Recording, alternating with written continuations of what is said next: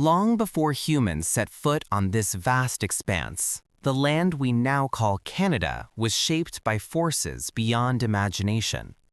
Towering mountains were born from violent tectonic collisions, rivers carved deep valleys over millennia, and glaciers molded the landscape into the breathtaking scenery we witness today.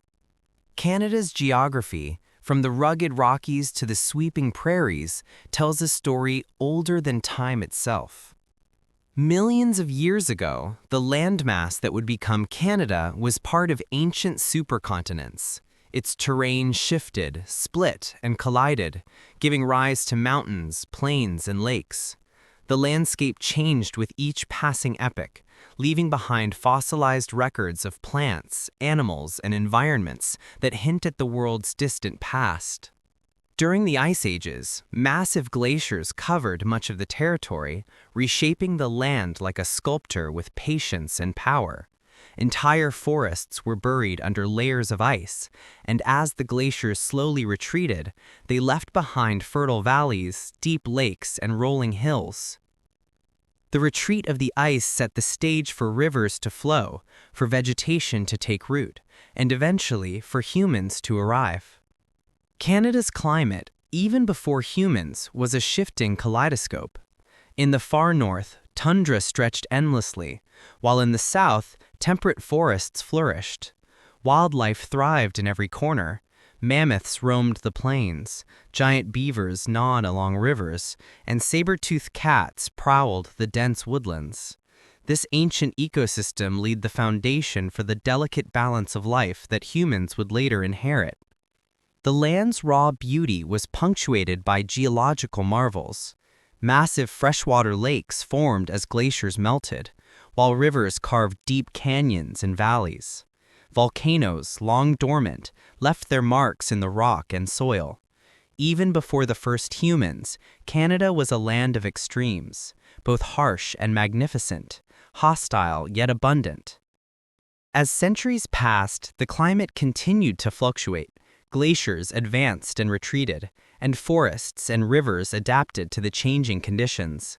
The stage was set for life to flourish. Birds, fish, and mammals evolved to meet the demands of this diverse terrain, creating a web of life that would one day sustain human communities. By the end of the last ice age, roughly 12,000 years ago, the land had transformed into something recognizable today. Fertile plains, dense forests, and vast coastlines stretched across the continent. It was a land ready for its first visitors, humans who would arrive, adapt, and shape Canada's history for millennia to come. Long before European ships appeared on the horizon, Canada was home to the first peoples, diverse nations whose histories stretched back thousands of years. These indigenous communities were not merely inhabitants, they were the stewards of the land, learning to thrive in every environment, from the icy reaches of the Arctic to the temperate forests of the South. Archaeological evidence tells of the earliest migrations into Canada, when nomadic bands crossed the land bridge from Asia known as Beringia. They followed herds of mammoths and caribou, hunting and gathering as they adapted to harsh climates. Over generations, these early settlers spread across the continent, creating distinct cultures and complex societies, each uniquely attuned to the rhythms of the land. Life was guided by the cycles of nature. The first peoples developed sophisticated knowledge of the environment, knowing when to plant, when to hunt, and how to preserve food through the long winters. Tools, crafted from stone, bone, and wood, demonstrated remarkable ingenuity. Canoes carved from cedar trees allowed travel across vast waterways, connecting communities and facilitating trade. Oral traditions became the living history of these nations. Stories, songs, and ceremonies preserved knowledge, teaching younger generations about creation, morality, and the natural world. These traditions were deeply spiritual, blending practical survival skills with reverence for the earth. Sacred landscapes, rivers, and mountains were imbued with meaning, creating a worldview in which humans and nature existed in harmony. Complex social structures developed over time. Nations such as the Haudenosaunee, Cree, Mi'kmaq, and Dene established governance systems, laws, and alliances that regulated trade, marriage, and conflict. Far from being primitive, these societies displayed diplomacy, strategy, and innovation, creating thriving civilizations long before European contact. The first peoples were also skilled artists, leaving behind enduring marks on the landscape and in artifacts. Petroglyphs, carvings, and intricate beadwork reflected spiritual beliefs in daily life. Their artistic expressions were intertwined with identity and community, ensuring that each generation could carry forward the stories and wisdom of their ancestors. Trade networks stretched across this era of early exploration and settlement set the stage for centuries of change, an era defined by discovery, ambition, and confrontation. It was a time when the threads of European and Indigenous histories became entwined, forging a complex narrative that would define the origins of modern Canada. The 17th century in Canada was a period marked by ambition, conflict, and transformation. As European settlements grew, so too did the tensions between France and England, each seeking to expand their influence over North America's vast resources. New France, anchored by Quebec City and Montreal, became a strategic outpost for trade, military presence, and the spread of French culture and Catholicism. Its economy thrived on the fur trade, with voyageurs navigating the rivers and lakes to exchange European goods for valuable pelts. Life in New France was harsh, yet resilient. Settlers endured bitter winters, dense forests, and limited supplies.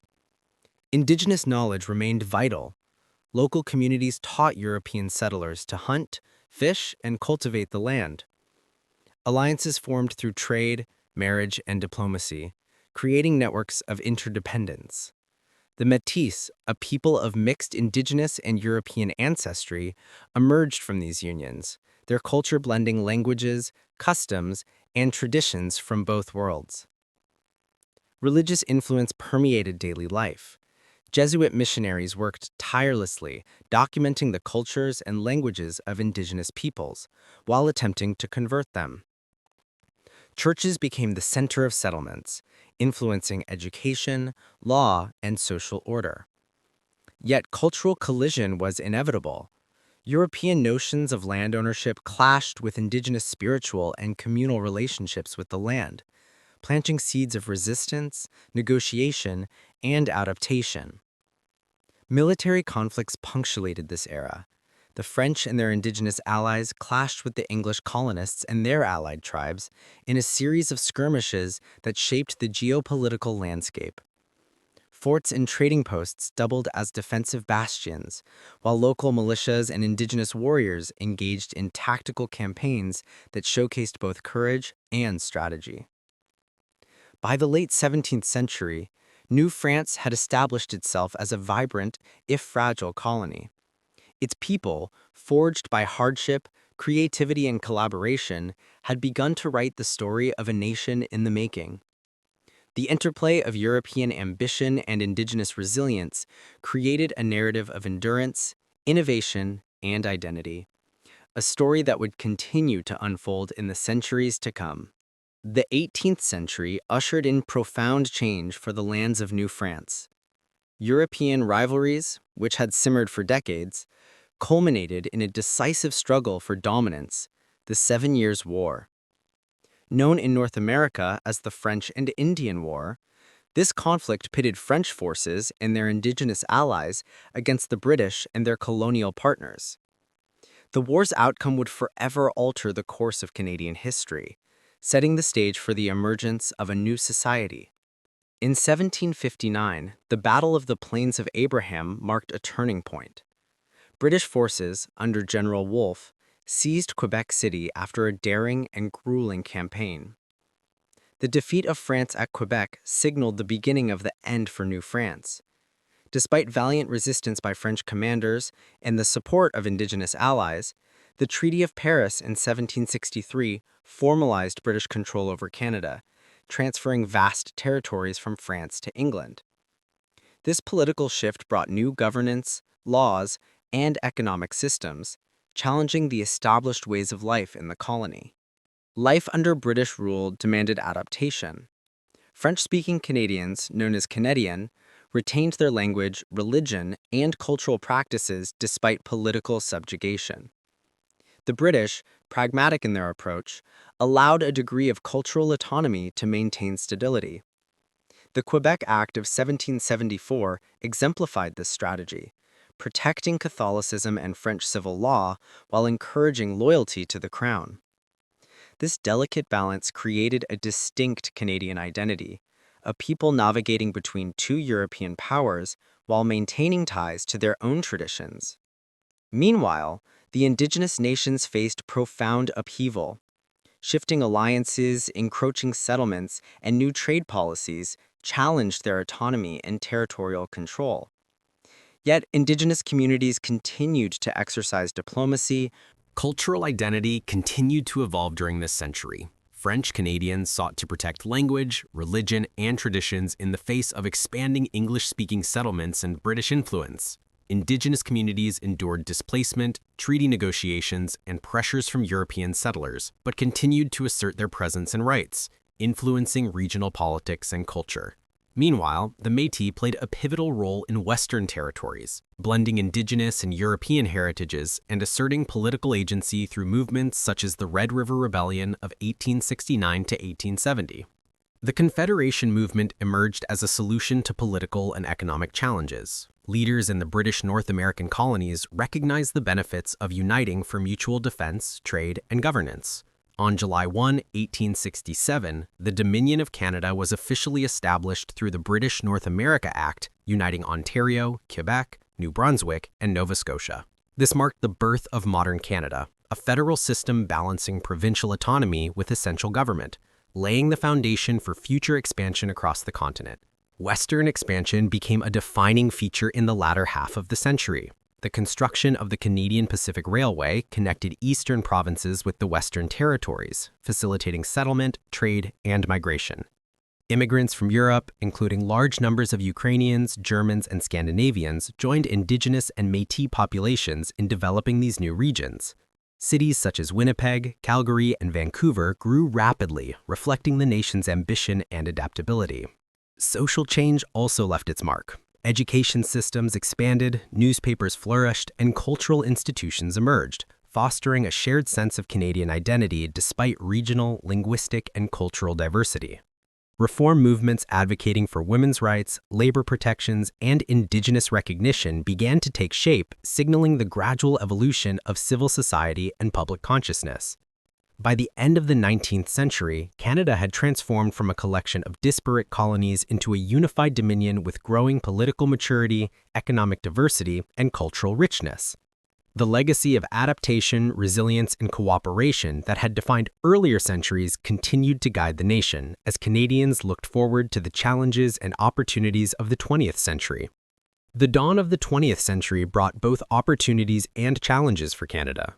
Rapid industrialization, urbanization, and technological innovation reshaped daily life, while waves of immigration from Europe and Asia diversified the population and expanded the nation's workforce. Cities like Toronto, Montreal, and Vancouver became bustling hubs of commerce, culture, and innovation, reflecting Canada's growing prominence on the global stage.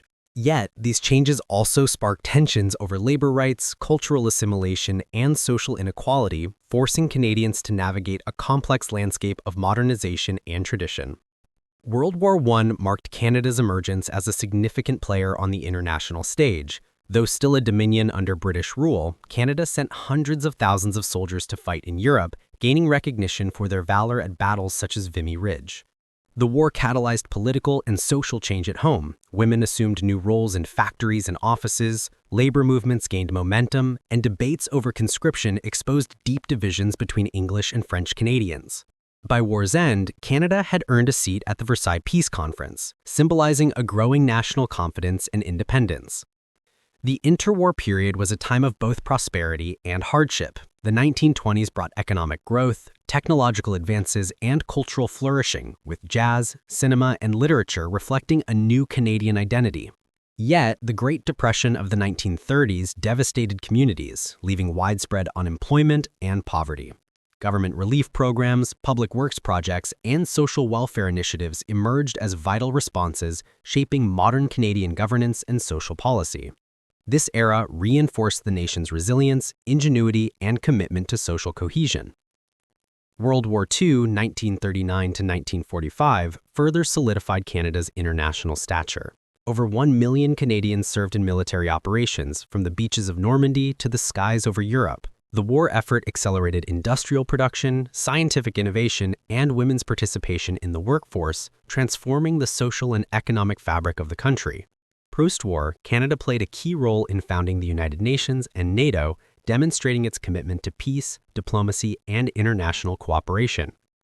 Immigration after World War II reshaped Canada's demographic and cultural. On the international stage, Canada continues to wield influence as a peacekeeping nation, a proponent of human rights, and a participant in global economic and security initiatives. Its diplomatic efforts, humanitarian aid programs, and participation in organizations such as the United Nations and NATO underscore a commitment to global stability and cooperation. At the same time, Canada balances this international engagement with a strong focus on domestic well-being, ensuring that prosperity and social progress are inclusive and sustainable. Culturally, Canada has flourished in arts, literature, music, and media. Canadian authors, filmmakers, musicians, and visual artists have gained international recognition, reflecting the nation's diverse voices and experiences. Indigenous art and storytelling have received growing acknowledgement, influencing mainstream culture and education. Festivals, museums, and creative industries across the country celebrate both historical heritage and contemporary innovation, reinforcing a sense of national identity rooted in diversity and abundance. Economic resilience and innovation have continued to define the 21st century. Canada has leveraged its natural resources, technological capabilities, and skilled workforce to maintain strong industries in energy, mining, agriculture, finance, and technology. Trade relationships, both with the United States and globally, have fueled growth, while investment in education, research, and infrastructure has strengthened competitiveness. Urbanization, smart cities, and digital economies reflect a forward-looking approach to national development. Despite its many achievements, Canada faces ongoing challenges. Climate change, reconciliation with Indigenous peoples, income inequality, and regional disparities